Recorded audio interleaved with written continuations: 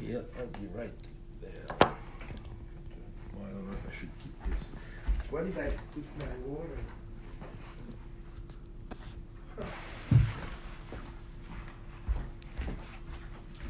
Javier, Nancy, Pierre is on his way over. He will be here in just a few minutes. Hello, Noeletta. Rick Anderson, how are you? Mr. Hance, Mrs. Marcelli, Becky, True Noir, good afternoon. Alexandra, so good to see you again. Pierre is getting himself some water. He will be here in just a few minutes or a minute. Jacqueline, Noeletta, I think I am sending you something, or I sent you something. I'll have to double check, but I'll look. Cindy, Pierre's getting water. Reese, good to see you again from Philadelphia. I was looking for a book. Cindy, did you join twice? Vered, I'm very well. How are you? We haven't talked in a long time. I want to get my French water. Spanish. Italian water. Voilà. Carolyn is here from Honolulu. Ooh, early there. Oh, I see, Cindy. Okay. Okay. Patricia, Laurel.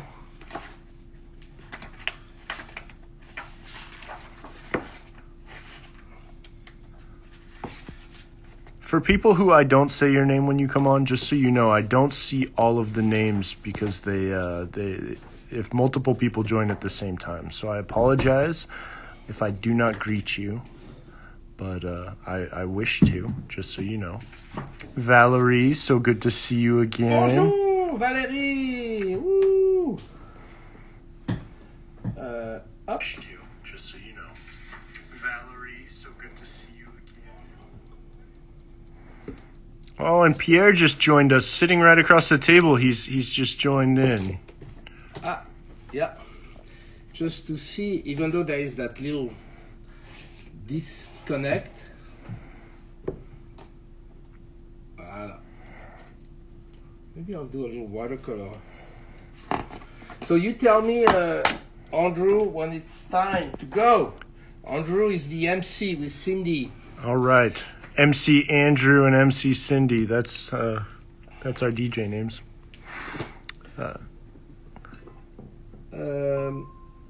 So what time is it? 2:02. Usually we start at 2:03. So. Oh, Patricia from Australia has joined us. Ooh, but what time is it in Australia? That's early morning. Very early morning, no?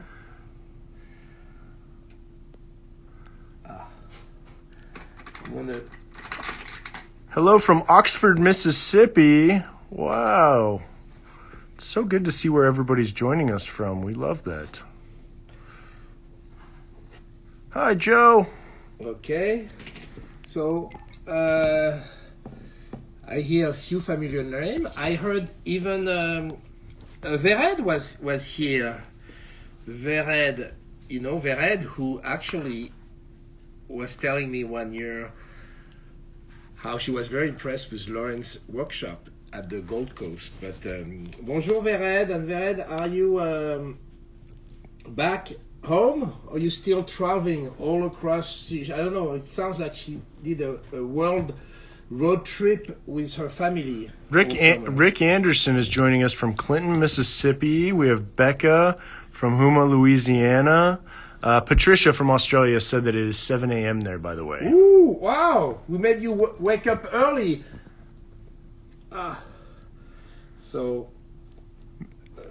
McFiddle is from Cape Cod. Is that how I say that? Is it McFiddle? All right. Vered said she is back in Miami. Okay. Welcome back. I'm just playing. It's the only time I have to paint is when I'm live and I have those material and I'm playing. So, shall we go? I think we shall go. Our dear friend joined us. Laurin McCrackin has joined us. So, as soon as Pierre does his intro here, we can invite Laurin to jump on with us. Okay, so 1, 2, 3. Buongiorno, come stai? So this is my bonjour in Italian, and hello everybody. I hope you're all safe and sound. Like you know, and I'm gonna do a short version for the people who've heard me for the last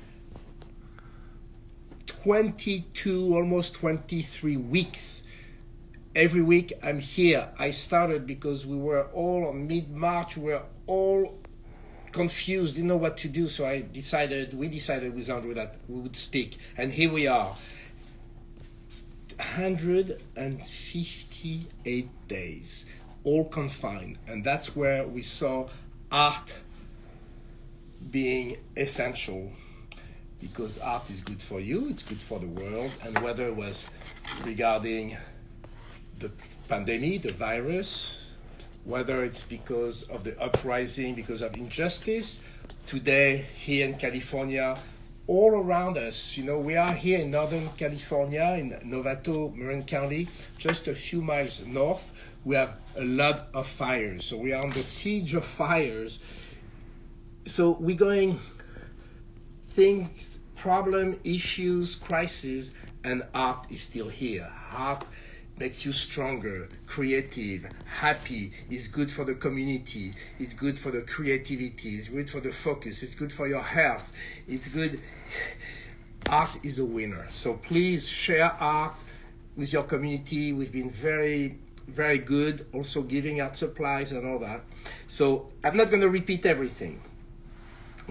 Just want to, before introducing Laurin, I'd like to tell you the context in which I met with Laurin. And he'll talk about that. Our connection is Fabriano in Acquarello, the village of Fabriano. I'm just going to say one thing and then we can speak up.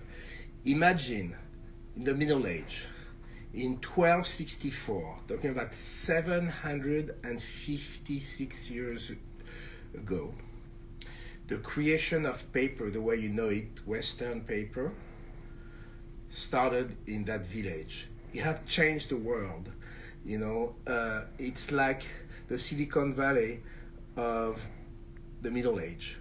All of a sudden, thanks to paper, the invention of paper, you know, the world totally changed. It was a bigger revolution than the internet, to give you an idea.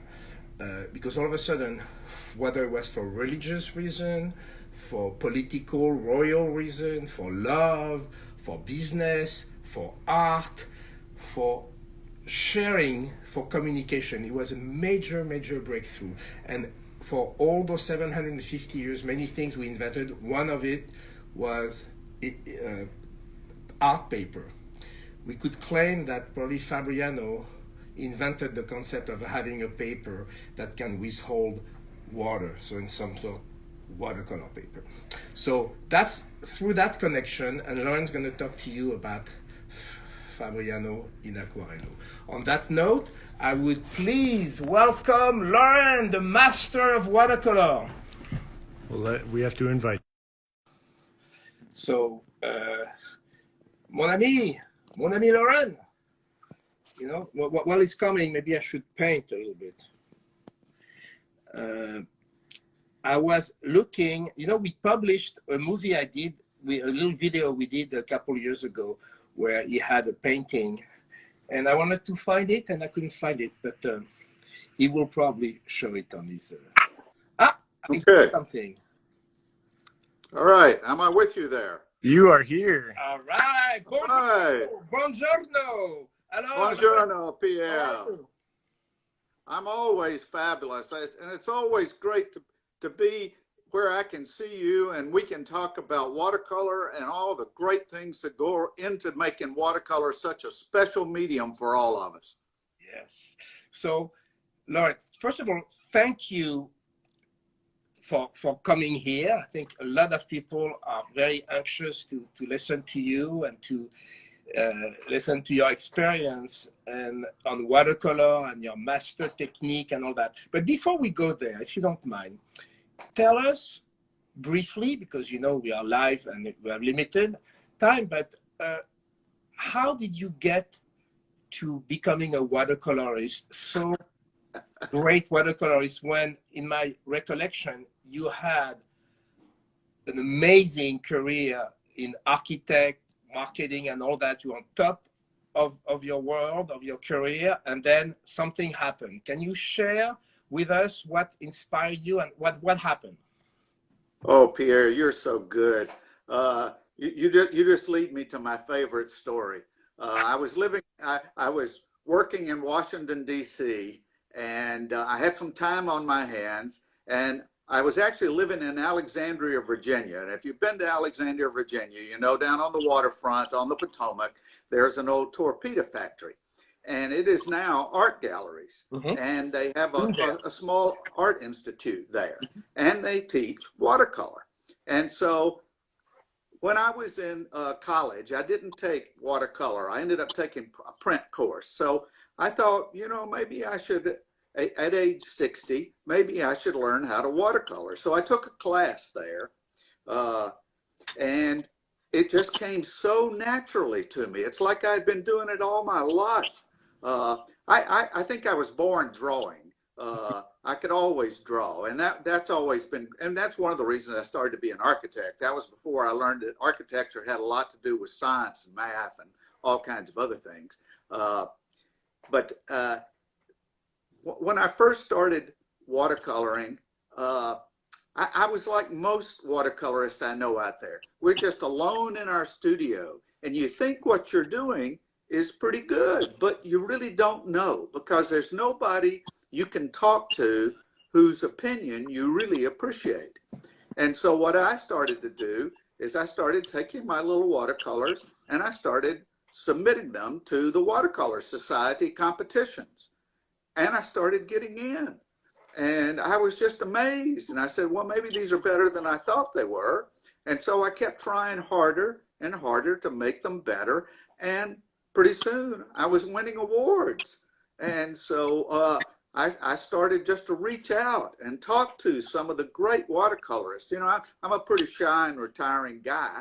So I just pick up the phone and call John Salmonen. I just pick up the phone and call Dean Mitchell and say, Dean, you know, what does it take to be a good watercolorist? And you know what everybody said? And you know this better than anybody, Pierre. To be a really good watercolorist, you just have to paint a lot, because the more you paint, the more comfortable you'll be with it. The more comfortable you are with it, the more fun it is. And the more fun it is, the better you become.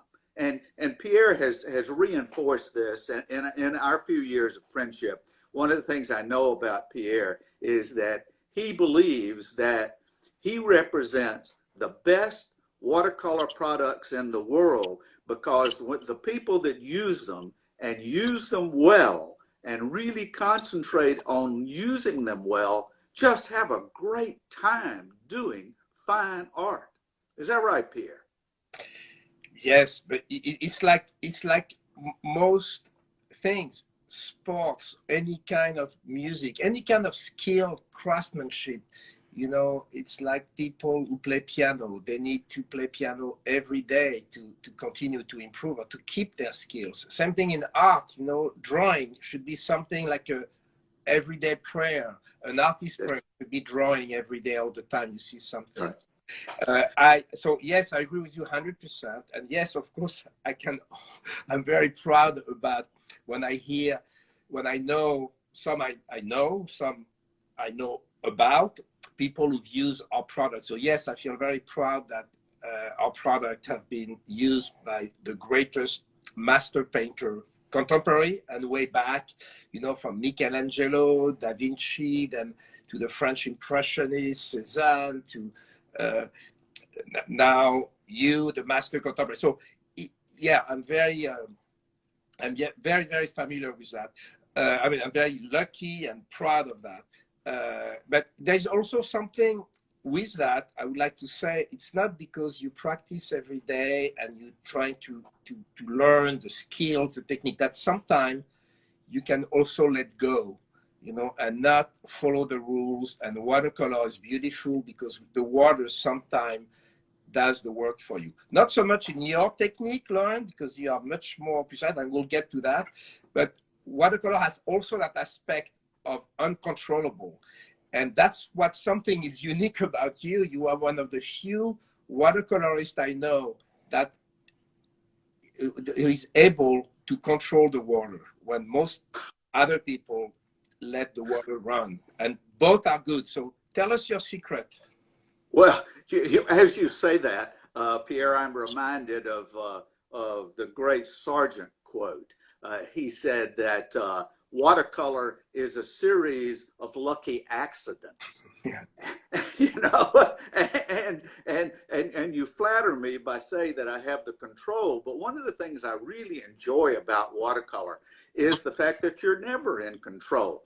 And but you have to be in sympathy with the watercolor, and it has to be a part of your inner being, so that you and the water and the paper and the tip of the brush and the flow of the pigment all work together. And every now and then there is a surprise, and it may lead you to something that's even more exciting than you thought you were trying to do. And that's the great fun of it. You know, it's the surprises that I never know where the water is going. I try to control it as much as I can, but I don't really get upset when the water tells me it wants to do something else, because there's always another force out there in watercolor. And I want to go back to a point that we were talking about earlier, because I don't want audience, and they're all great painters. I see Agnes there from Belgium, who when we first met her in Fabriano, that's what we told her. We said, Agnes, you have a great talent, but you haven't painted enough to know about your talent. And now that she's painted for several years, she is a fabulous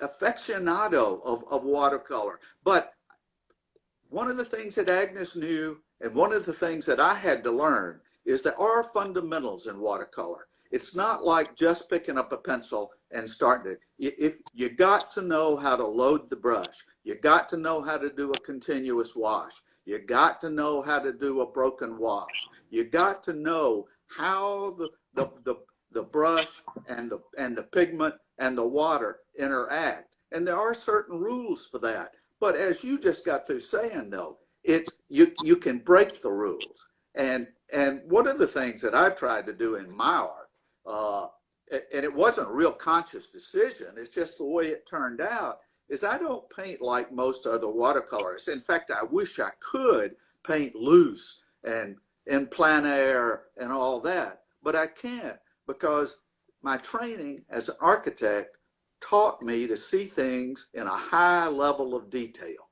And that's the way I see the world. And because in the drawing I did as an architect, it was very precise. And so I still carry that with me. So, you know, like Albert Dürer said, you know, the more you can paint to make it look like what you see, the better it is. And that's sort of my mantra. I try to paint it just like it is, but then once I do that, I add my own art on top of that to tell, hopefully, a better story. Great. So, you know, it's funny because I watch you here, but there's a little delay. So it's confusing when you stop. I see you talking and you stop here. So thank you. And we're going to come back to that in a second. I would like for you to show, because I see it looks like you have a couple of paintings. So at some point, you can show to the camera and give some example of what you're talking about, because I don't see many accidents in your painting. So maybe you can where the accidents are, because you got. But before we get to that, that's going to be like the cherry on the cake. Tell us a little bit about your experience. One of among all what you do, your rich career, a great artist, and family, and all that. You know, I met you through Fabriano in Aquarello. What can you tell us? Can you tell the people watching?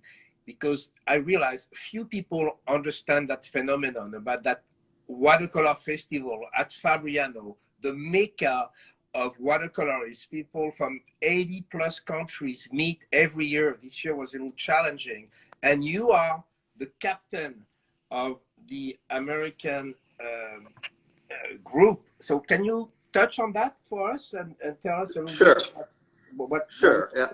Yeah. Well, last year was the 10th year that the little town up in the mountains in eastern Italy had this fabulous watercolor festival. And you're right, there are 80 countries represented, and each country has a country leader.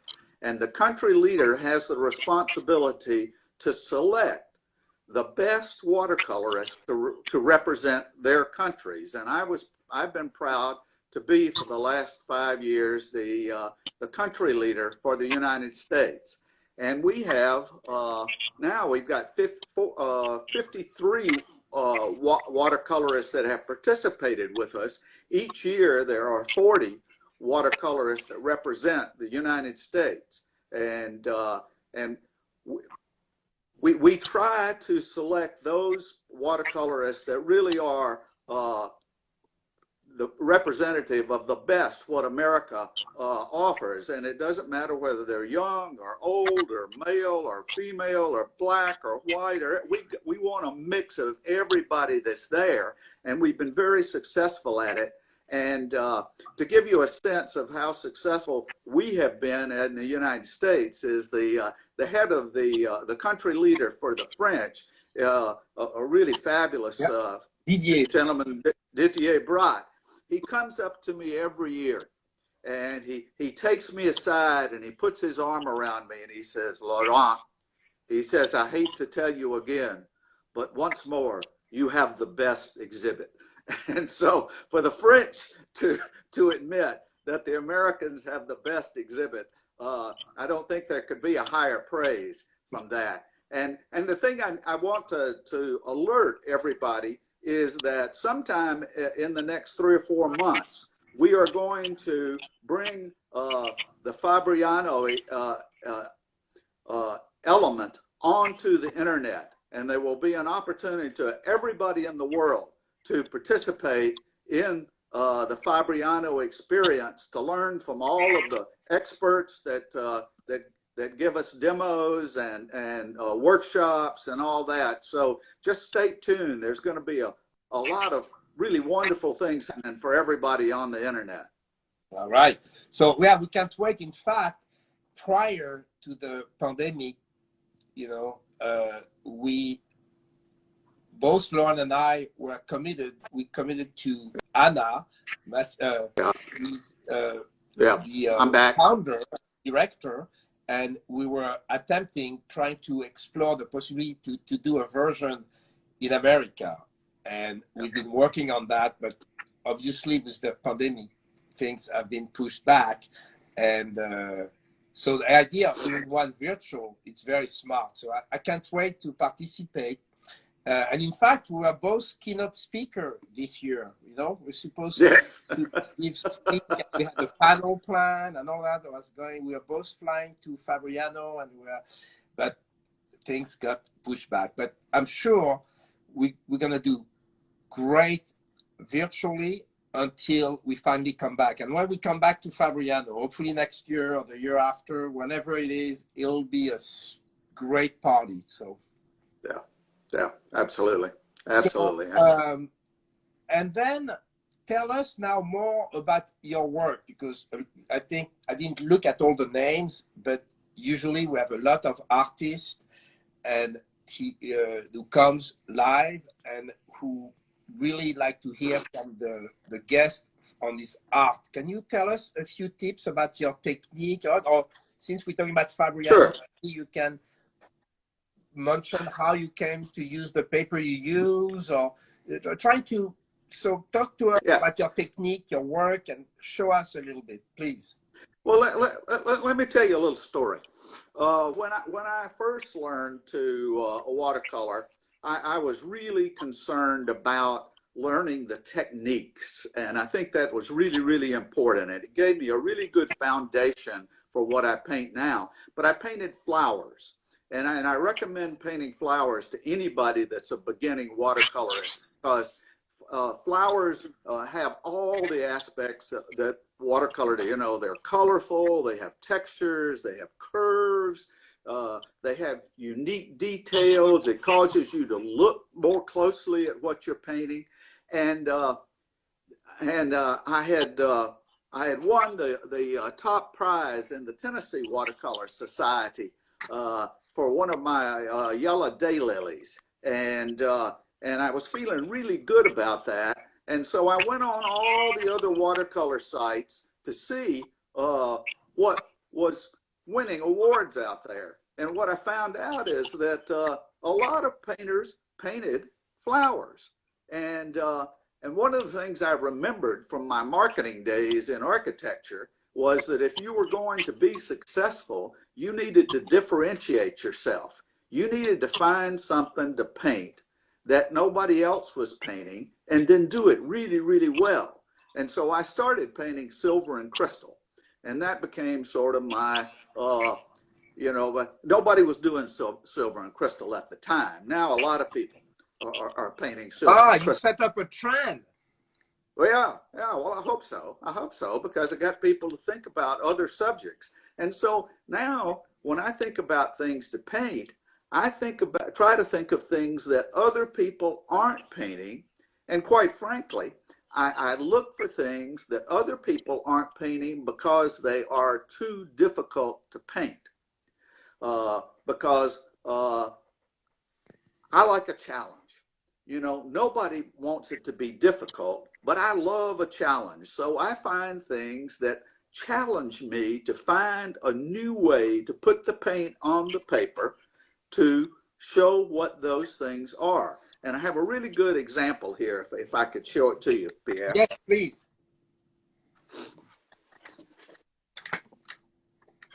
I hope you can see this. This is 3 pears wrapped in plastic wrap. And I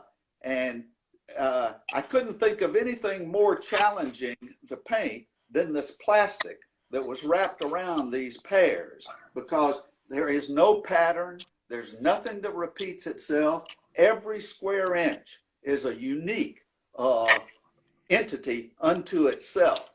So it takes a long time to draw this. It takes 4 or 5 hours to draw this, and this is a full sheet of paper. And then it took me about 100 to 110 hours to paint it, because that's a day's painting. That's a day's painting. Probably 6, 8, 9 layers of grays to build it up to the degree that you want it to.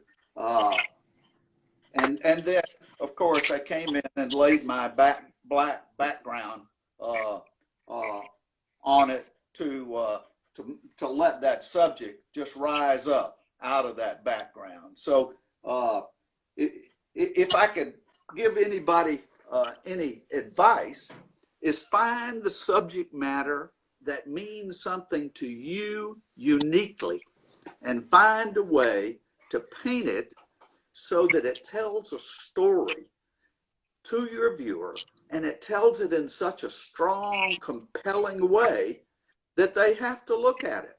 I want a painting that when you walk into the gallery in Southside Gallery in Oxford, Mississippi, you're just drawn to that painting. And I've seen this happen time and time again in the shows I'm in.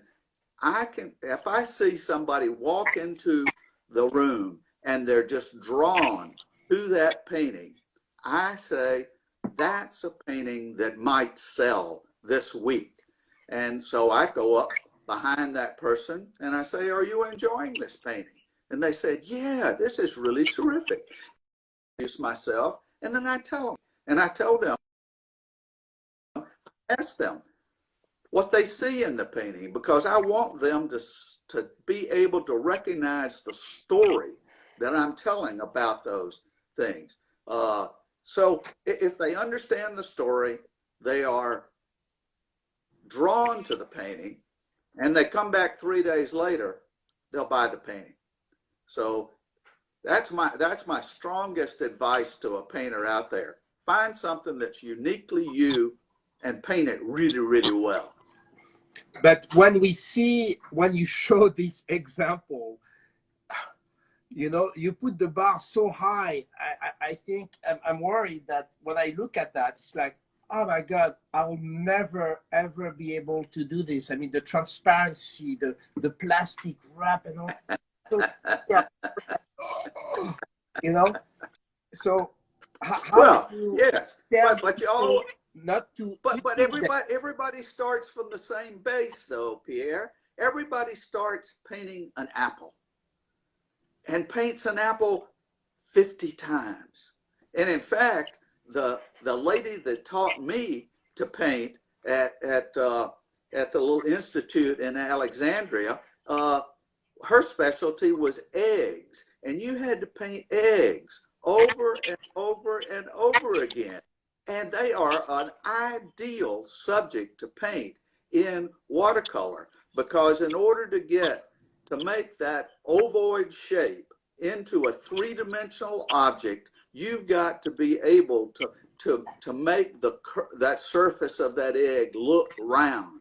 So you've got to master that British two-brush technique to make it look round. So I must have painted 50 eggs before I got it to actually work. And then what she said was, now take what you've learned in painting that egg and apply it to the petal of a magnolia, because the petal of a magnolia on the outside is just like an egg. And so that led me to painting magnolias. And then I said, well, let me think about things that have some color in it. Then I started painting white roses, peonies that had big white petals but had a little bit of color. And then that led me into the colored flowers. And so it's a step-by-step process. There's no way I could have jumped into watercolor and painted those 3 pairs in plastic. No, it's something you work up to, and you do it step by step, have little goals along the way, and make a success of each of those little goals, and that will lead you to the big ones. So, Laurin, we're getting a couple of questions here Sure. about how you make your background so rich in black. Are you using gouache for your black and white? No, I mix my own blacks, and I will tell you, I'm sure Pierre won't mind, that if you go to the Daniel Smith YouTube page, I just did a video on how I mix my blacks and how I apply my blacks. One of the things that everybody has a problem making really, really dark backgrounds. And the biggest problem they have is that once they get that black background, it has a sheen on it, because the gum arabic comes to the surface and creates a sheen. And the way to avoid that is to take a really old ragged brush and scumble the surface, break the surface up of the paper, of the paint, so that it's sort of like velvet when you finish it. And so it doesn't reflect light. And that's why it looks so dark and dense, because the surface of the paint is all broken up like velvet, so it absorbs the light rather than reflects the light. You can use any black to do that, but you have to do it in a highly, highly concentrated manner. That is only one pass of the black, but you use it with just a very, very little bit of water, and the paint is very, very thick, so that when you do scumble it in all different directions, that surface breaks up and dries that way. So interesting, and we're not going to go into details. Maybe someday we'll bring it to the show. But you know, your very good friend, one of your amigo, about Yeah, Randy, right? sure. Ricardo. You Randy know, Mater. he showed me his technique for his dark background. Did you know his technique? That's quite something, also, right? Yeah. You, Yeah. Well, yeah, and what Randy has very quickly proves to us is that there is no right way to do watercolor. There are lots of right ways to do watercolor. I paint in layers, lots and lots of layers. And Randy, his mantra is he only touches the brush to the paper once. And he has a sixth sense that I don't have. He knows what color to mix in that palette so that when he puts it on the paper the first time, it's the right color. Now I build up my colors to where I want them, 6, 8, 10 layers yeah. through glazes, through layering. So, but each one of those is a qualified and bona fide way to approach watercolor. His is right for him, and mine's right for me. Yeah, and that's a very good point because, and that's we all, and you in particular, and you do teach. You don't teach a lot, but I know you give a few workshops a year. Now we'll see if it's going to be virtual or not. But Yep. you have such a technique, and every teacher, every of my friends, like you said, have very different technique. There's not one technique. But whatever technique you go or mix it, you just have to practice. But there is no right or wrong. Like you say, many people have that theory. Randy is not unique to him. Even No. sort of a Keiko, when she came live, and the way, you know, she's also a one-shot, more type of technique. You know, sometimes people say watercolor, you don't go back. You just one layer. But you are the proof that you can do layering, you can do glazing. Like usually people do that with oil and not watercolor. Right. It's tricky. So it's very universal, and I'm glad you embrace everybody's technique. But can we go back to how did you end up selecting the paper you're using today? What's so special about that? Because you use one of our paper, which is quite unique. Can you take a couple minutes to talk about that? How, why? Sure. How? Sure. Well, about 7, 8 years ago, I'd been painting about 5 or 6 years, and I was having some problems with the paper I was using. The sizing in the paper wasn't very consistent. I was hitting blotches in the paper, and one sheet wasn't consistent with the next sheet, and so I tried all the papers that were out there. I just bought every paper I could find. I even had handmade papers made, very expensive papers. And I discovered the Fabriano papers, and I really, really liked them. And I liked them for a number of reasons, both in general, and then I started using the soft press paper, and I'll come back to why I like it in just a minute. But let me talk about why I think the Fabriano Artistico line of papers is worth everybody's consideration. First of all, I was looking for a really, really white paper because the paper that I had been using, I realized really wasn't white. It was sort of a tan.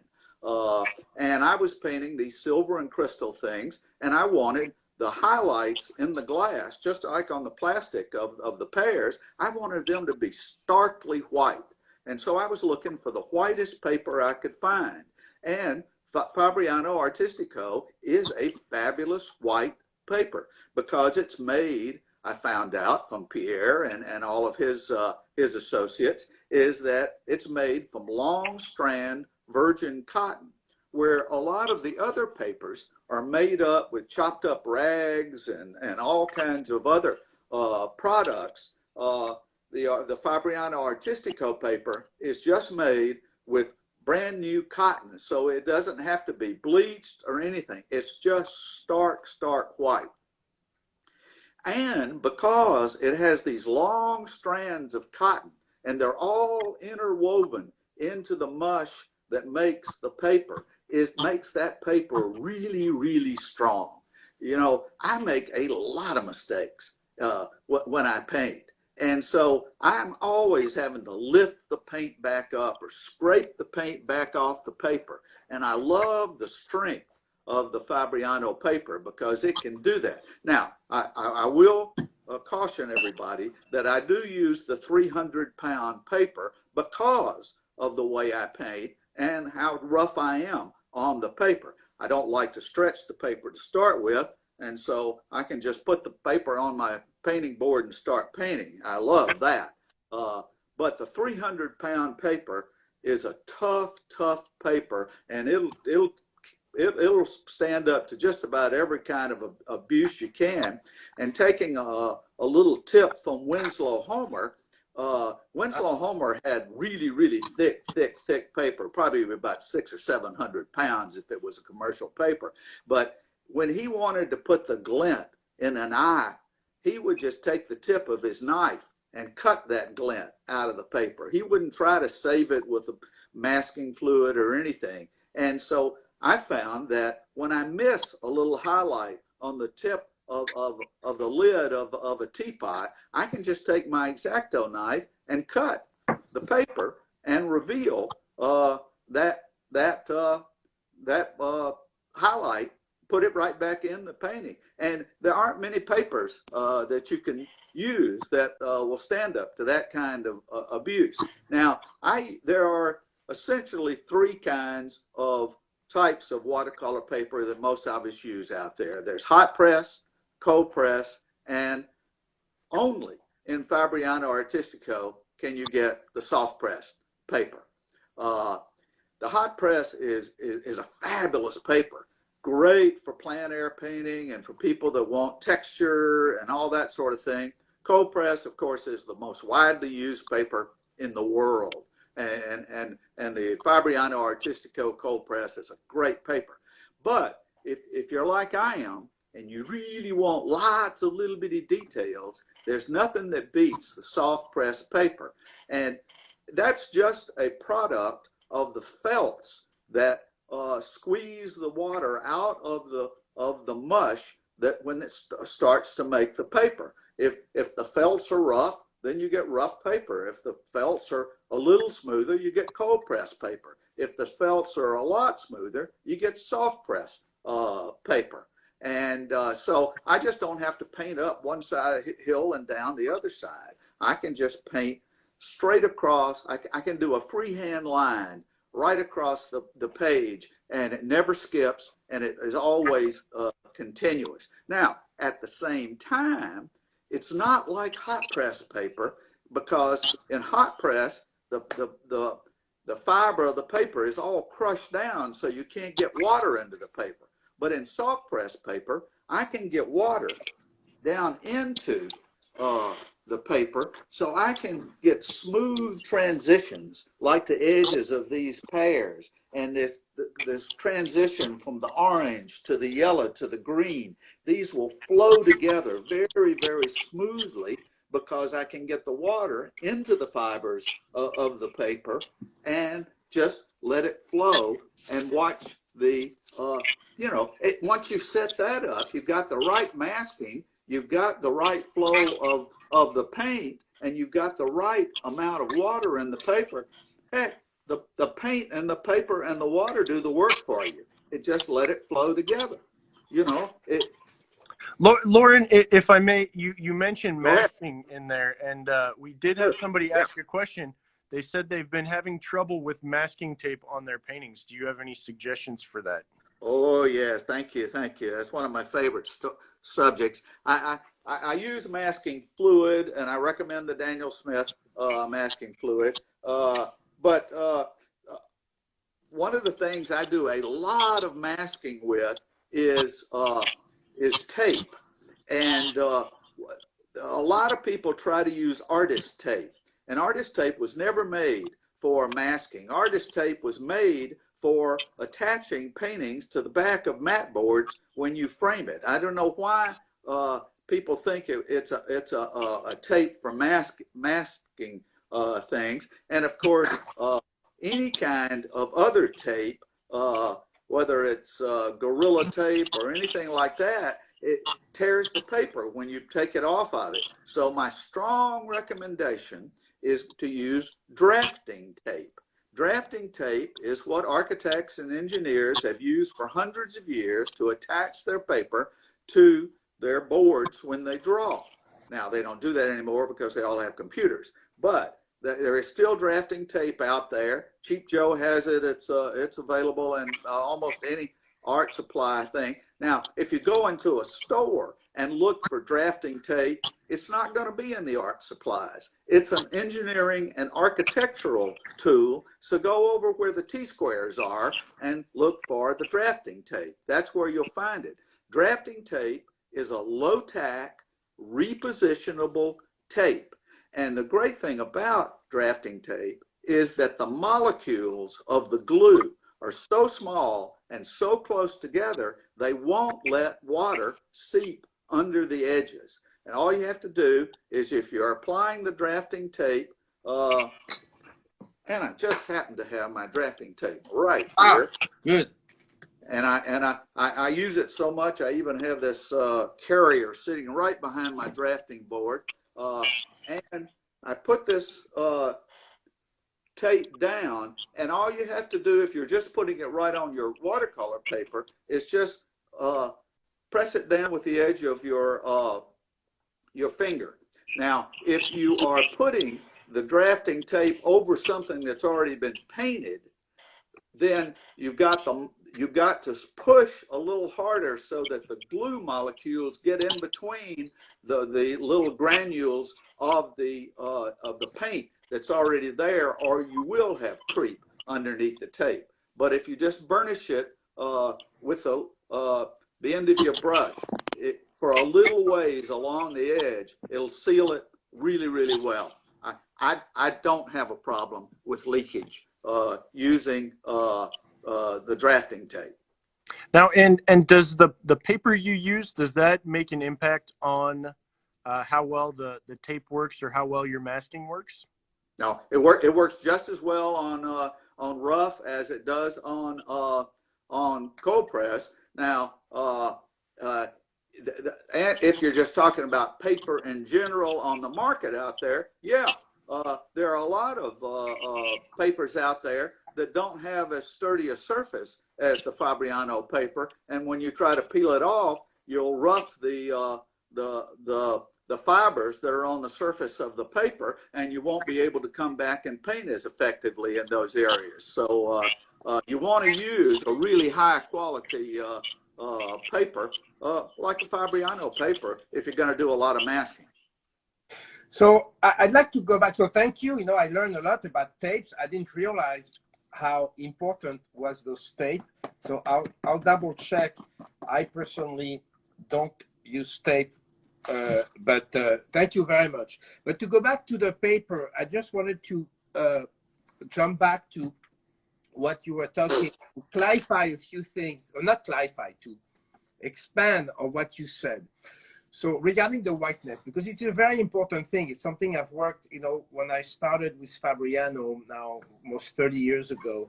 Prior to that, I had created the Lana Aquarelle, which was my idea to come up with a whiter paper.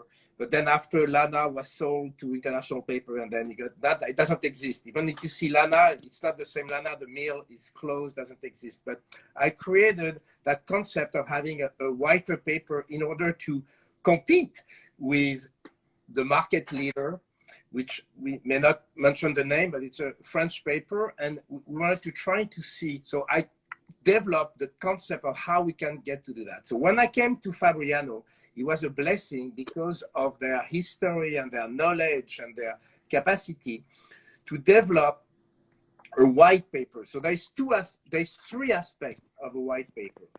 One is, you are correct, is the cotton that you buy.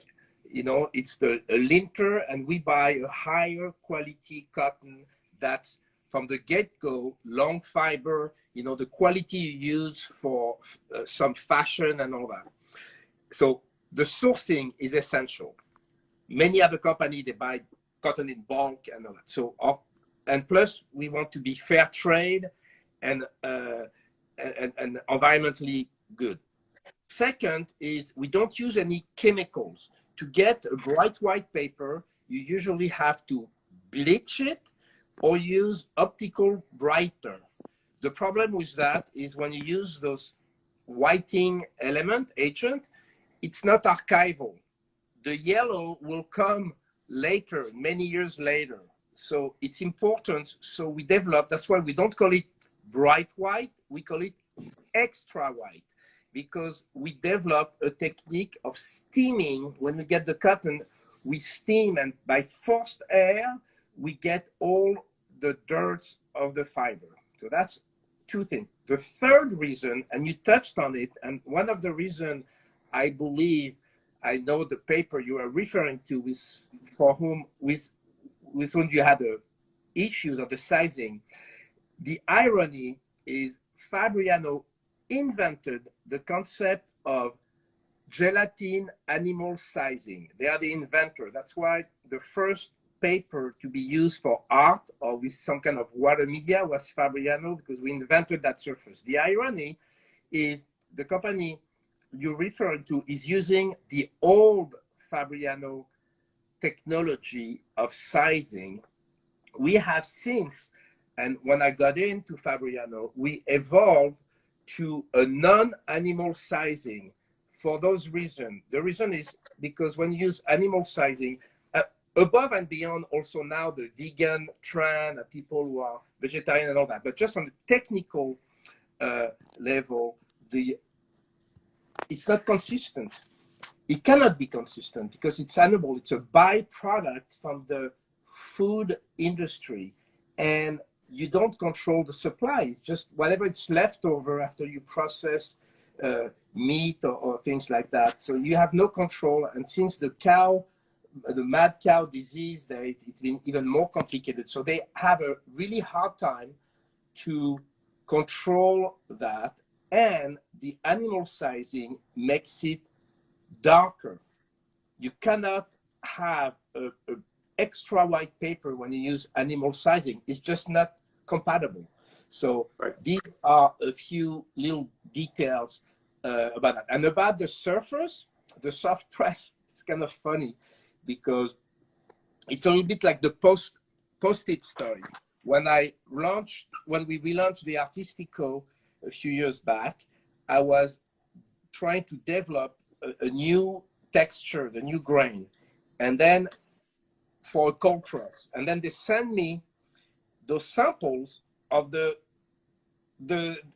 I rejected. And then after I thought about it, but I have a lot of stock, so I experiment, I showed it to my friend, and he said, oh, but that's perfect because it's halfway between hot press and cold press. And I decided to call it soft press. I wanted to call it lukewarm press, but it didn't sound good. It's soft press. I'm glad you didn't. I could use, and it's brilliant. And I want to add one more thing. Sorry, and then you can continue because we're getting close. The hot press. When you say yes, the thing with the hot press is not only the blanket, the felt that make the texture. It's also, that's why it's called hot press, because it's calendar. After it's going through the machine, it goes and it's pressed, hotly pressed, so it breaks and it seals the surface. So that's why it's so hot.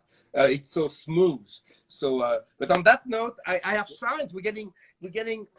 So Andrew, tell us the timing. What's going on? We are down to our last 4 or so minutes before Instagram will kick us out. So I wanted to make sure that we announce that our winner for this week's giveaway was, I believe it said Trisha Katz, Khat.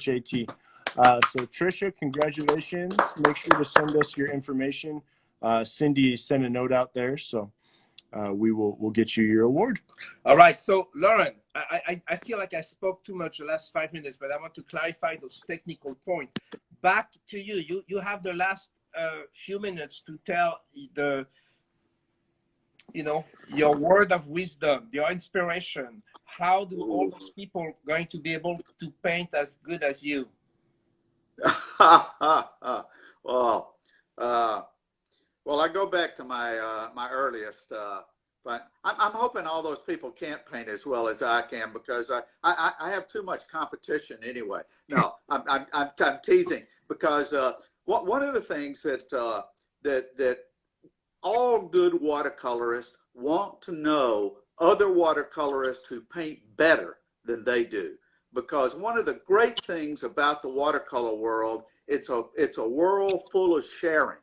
And I'm the watercolorist I am today because I have a lot of good, high talented watercolorists who shared their tips and their encouragement with me over the years. And so I'm always on the search of the next best watercolorist out there. And so I get a lot of mail. I get a lot of people sending me their paintings and say, how can I make this painting better?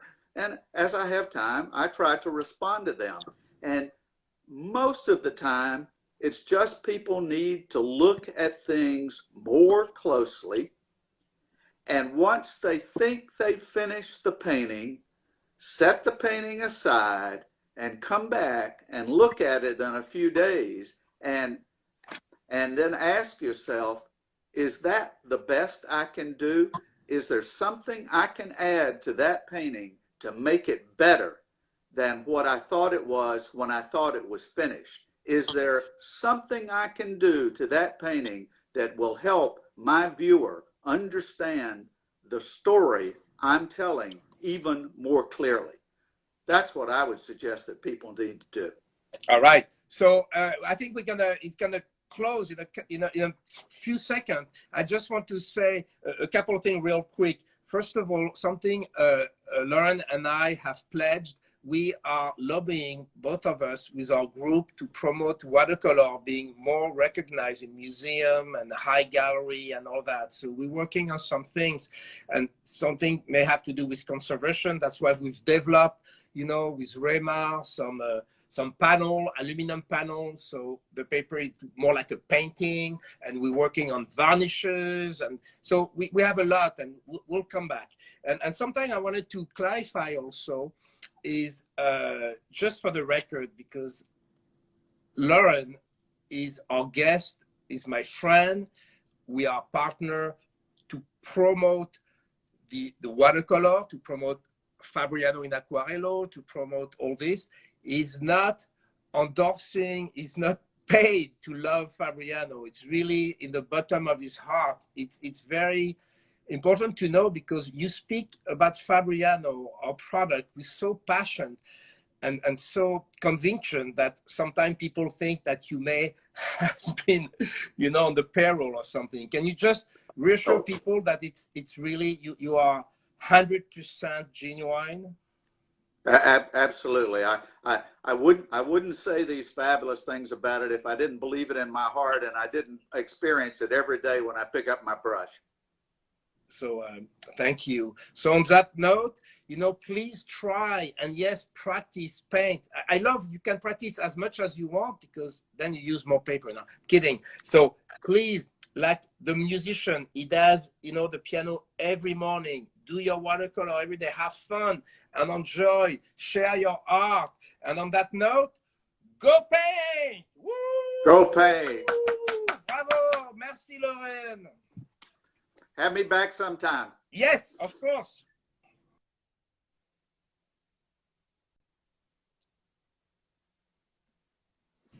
No, still continuing. Still going. I lost. You lost all the buttons on the phone. So so we still on. we're still on, but it's counting down from a minute right now. So hopefully. So I'm painting. So Laurin, what are you painting? Show us what you painted, Pierre. They don't want to shut us down. So what painting are you working on these days? I'm just hoping we're not going to lose the video. I'm working on another pears in plastic. Okay. Yeah. Oh my God. Okay. A bigger one. All right. And then an elephant sheet, a double imperial. Oh wow. Okay. So that's, yeah, I didn't So, see a very, very big sheet. So, but thank you. And I'd like to know more about this virtual convention, the thing with Acryl. So we will talk very soon we'll and talk. see how we can contribute and